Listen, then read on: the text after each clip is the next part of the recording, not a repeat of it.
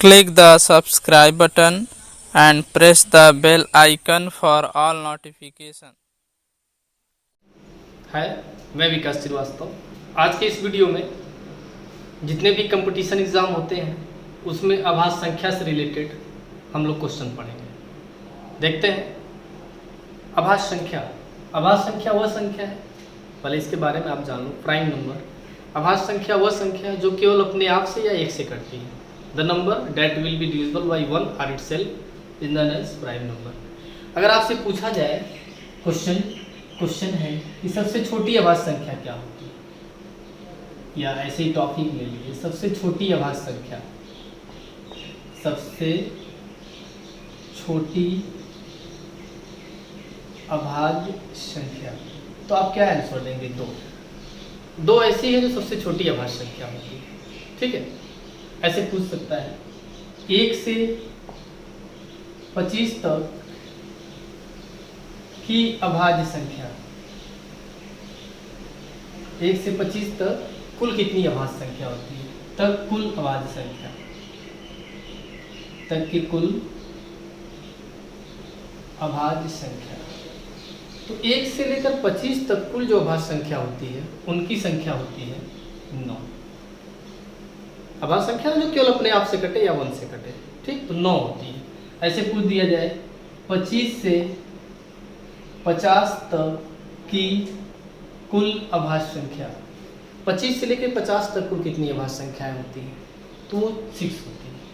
ठीक है, ऐसे कर दिया जाए 50 से लेकर 100 तक या 50 से 100 तक की कुल अभाज्य संख्या, तो 50 से 100 तक अगर हम जो गिनती होती है काउंटिंग नंबर, तो 50 से 100 तक में कुल अभाज्य संख्या कितनी होती है? 10। ये तीनों टॉपिक, 1 से 25, 25 से 50, 50 से 100। अब क्वेश्चन अगर ऐसे पूछेगा तो ये आंसर हो जाएगा। क्वेश्चन ऐसे ही पूछ सकता है कि 1 से 50 तक कुल कितनी अभाज्य संख्या होती है। कह देगा आपसे कि 1 से 50 तक कुल अभाज्य संख्या की संख्या कितनी होती है। तो 1 से 50 तक पूछ दिया तो हम जोड़ लेंगे 9 और 6, 9 6 कितना हो जाएगा? 15। कुल 15 अभाज्य संख्या हम लोग का आंसर हो जाएगा। क्वेश्चन ऐसे ही पूछ सकता है कि 1 से 100 तक कुल कितनी अभाज्य संख्याएं होती है। पूछ दिया 1 से 100 तक कुल अभाज्य संख्या कितनी होती है, तो आप क्या आंसर देंगे? तो 1 से 100 तक में आप 9 6 10 सबको जोड़ लेंगे, 9 + 6 + 10, 9 6 15 10 25, मतलब 1 से 100 तक कुल 25 अभाज्य संख्याएं होती है। आपको नहीं पता था, सारी चीज़ को लर्न कर लें, काफ़ी अच्छी टॉपिक था। आइए देखते हैं अगला टॉपिक। क्वेश्चन ऐसे पूछ सकता है जो गिनने की संख्या होती है, काउंटिंग नंबर, 1 से 100 तक कुल शून्यों की संख्या, शून्य भाई जीरो की संख्या कि 1 से 100 तक कुल कितने शून्य आते हैं। 1 से 100 तक कुल शून्यों की संख्या, जो गिनती नंबर होती है 1 से 100 तक, उसमें कुल कितने शून्य आएंगे 1 से 100 तक गिना जाए तो 1 से 100 तक में कुल 11 बार शून्य आते हैं। ठीक है, टोटल 11 बार शून्य आते हैं 1 से 100 तक। ऐसे क्वेश्चन कर सकता है कि तो आपको याद रहेगा, आप पढ़ ले रहे हैं इस वीडियो के माध्यम से, कितना आसान है। गिनेंगे काफ़ी टाइम लग जाएगा और एग्जाम में आपको जैसा कि पता है इतने टाइम लगते नहीं हैं। ऐसे 1 से 100 तक आने वाले कुल 1 की संख्या, 1 से 100 तक कुल 1 कितनी बार होता है?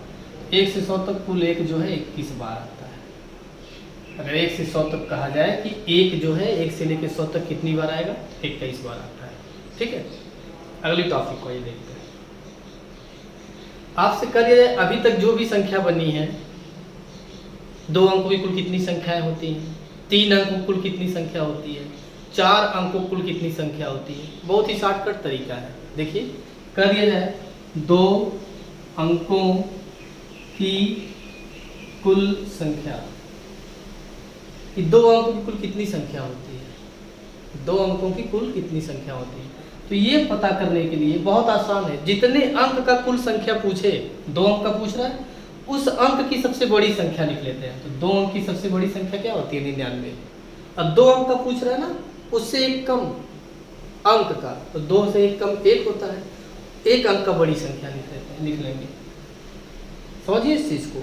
आपसे अगर 10 अंक की बड़ी संख्या पूछ रहा है कि नहीं 10 अंकों की बनने वाली कुल संख्या, 10 अंक की कुल कितनी संख्याएं होती हैं कि जिनमें 10 अंक होते हैं। तो आप क्या करेंगे, 10 अंक की सबसे बड़ी संख्या लिख लेंगे, आई मीन 10 बार 9 लिख लेंगे, और उससे एक कम, 10 से एक कम क्या होता है 9, 9 अंक की सबसे बड़ी संख्या लिख लेंगे, यानी 9 बार 9 लिख लेंगे, और उसमें से 10 अंक की बड़ी संख्या में से 9 अंक की बड़ी संख्या को घटा देंगे, जो भी आंसर आएगा उतना संख्या। जैसे यहाँ 9 में से 9 गया 0, 9, 90, 90 मतलब क्या हो गया, 2 अंकों की कुल कितनी संख्या होती है 90। ऐसे पूछ दिया जाए क्वेश्चन, 4 अंकों की कुल संख्या, 4 अंकों की कुल संख्या बताइए जिसमें 4 अंक होते हैं। तो 4 अंकों की कुल संख्या, तो 4 अंकों की जो कुल संख्या होती है वो पहले आप 4 अंक की सबसे बड़ी संख्या लिख लीजिए, 9999, और फिर 4 से एक कम 3 अंक की बड़ी संख्या लिख लीजिए 999, और इसको घटा लीजिए। जब घटाएंगे आप तो 0009, 4 अंक की कुल संख्या कितनी होती है 9000। ऐसे जितने अंक की बड़ी संख्या पूछे, नहीं जितने अंक की कुल संख्या पूछे उतने अंक की सबसे बड़ी संख्या, उससे कम अंक की बड़ी संख्या का घटाना कर देंगे। आइए अगला टॉपिक देखते हैं। देखिए अभाज्य गुणनखंडों की संख्या हम लोग पढ़ेंगे। कह दिया जाए कि क्वेश्चन इस तरह से, 120 के कुल अभाज्य गुणनखंडों की संख्या, कुल अभाज्य गुणनखंडों की संख्या बताइए। 120 में कुल कितने अभाज्य गुणनखंड होंगे उनकी संख्या बताइए। तो आप क्या करेंगे, पहले 120 को लेकर तोड़ लेंगे, 2 से कटेगा 60, फिर 2 से कटेगा 30, फिर 2 से कटेगा 15, फिर 3 से कटेगा, फिर 5 से। इस तरह से हमने तोड़ा 120 को, तो 120 में क्या मिला, 2 मिल रहा है 3 बार, 2 पे घाते 3, 3 एक बार, और 5 भी एक बार। अब हम इसमें कुल गुणनखंडों की संख्या लिखेंगे, तो कुल गुणनखंडों की संख्या, कुल अभाज्य गुणनखंडों की संख्या, ठीक है, कुल अभाज्य गुणनखंडों की संख्या, कुल अभाज्य गुणनखंडों की जो पावर है इसी को जोड़ लेंगे। कौन सी संख्या कितनी बार आई है, 2 3 बार आया है, प्लस 3 एक बार आया है, 5 एक बार, 5 इसका आंसर हो गया। कुल गुणनखंडों की संख्या इतनी जाएगी, जो भी अभाज्य गुणनखंड होंगे उनकी संख्या इतनी। ऐसे मान लीजिए क्वेश्चन पूछ दिया, इसी में दूसरा क्वेश्चन है कि 540 के कुल अभाज्य गुणनखंडों की संख्या लिखिए, कि कुल अभाज्य गुणनखंडों की संख्या। तो आप क्या करेंगे, पहले 540 को तोड़ लीजिए, 540 को हमने तोड़ा, 2 से कटेगा 270, फिर 2 से कटेगा 135, फिर 3 से कटेगा 3 चौक 12, 3 पचे 15, फिर 3 से 15, फिर 3 से 15, फिर 5 से 1। तो क्या मिला, इसका गुणनखंड हमें मिला 2 बार आया है, 2 पे घाते 2, 3 बार आया है, 3 पे घाते 3, और एक बार 5 आया है। तो ये इसके कुल अभाज्य गुणनखंडों की संख्या हो जाएगा, कुल अभाज्य गुणनखंडों की संख्या। मैंने कहा जो संख्या जितनी बार आई है 2, जो ये पावर है 3 प्लस 1, 3 2 5 1 6। ऐसे क्वेश्चन आपसे इस तरीके से ही पूछ सकता है कि 15 पर घाते 2, 15 पर घाते 2 के कुल अभाज्य गुणनखंडों की संख्या बताइए।